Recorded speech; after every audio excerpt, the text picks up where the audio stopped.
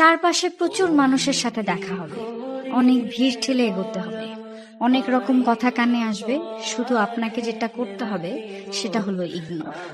জীবনে কিছু মানুষ আবর্জনা ছড়াতে আসবে, তাদেরকে আগাছার মতো উপড়ে ফেলে দিতে হবে। লাইফ আপনার, বাউন্ডারিও আপনাকেই সেট করতে হবে। নেগেটিভিটি যেখানে দেখবেন, সাথে সাথে সেখান থেকে দূরে সরিয়ে নেবেন নিজেকে।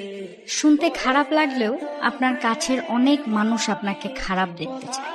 তারা চায় সহানুভূতি নামক মলমের তলে একটু কাটা ঘায়ে নুন ছেটাতে। আপনি সিম্পলি সেই সুযোগটাই দেবেন না। অযথা তর্কে যাবেন না, বোঝাতে যাবার কোনো প্রয়োজন নেই।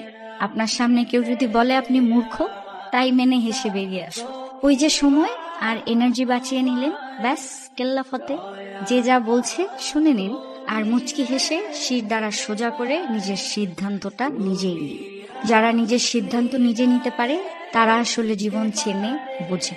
আপনাকে নিয়ে যখন বাকিরা সমালোচনা করতে ব্যস্ত থাকবে, আপনি ঠিক সেই সময়ে গাছ লাগান, ঘুরে আসুন, রং তুলি নিয়ে মনের মতো ক্যানভাস সাজান, বাড়ি গোছান, গল্প পড়ুন, পারলে আরো দুটো সাহিত্য পড়ে নিন, নিজের পুরনো ফটো দেখুন, ব্যাডমিন্টন খেলুন, ছবি তুলুন, চা খেতে বেরিয়ে পড়ুন, নামাজ পড়ুন, পুজো করুন। মোট কথা, তাদের কথায় রিয়্যাক্ট করবেন না একদমই। যা বলছে বলুক, আপনার কানে এলেও ফেলে দিন। দিন শেষে আপনি জানেন আপনি কি, কেমন, আর এটাও জানেন যারা বলছে তারা আপনার কাছে জাস্ট ম্যাটার করে না। ঠিক এটাই।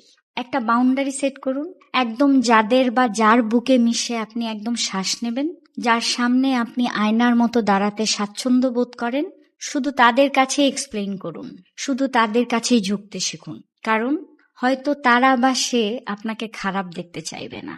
বাদ বাকি দুনিয়াকে একদম ঝেড়ে ফেলে দিন। একটা কথা মাথায় রাখবেন, জীবন অনেক সুন্দর। আপনি যে জীবনটা বাঁচতে পারছেন সেটা অনেক সুন্দর।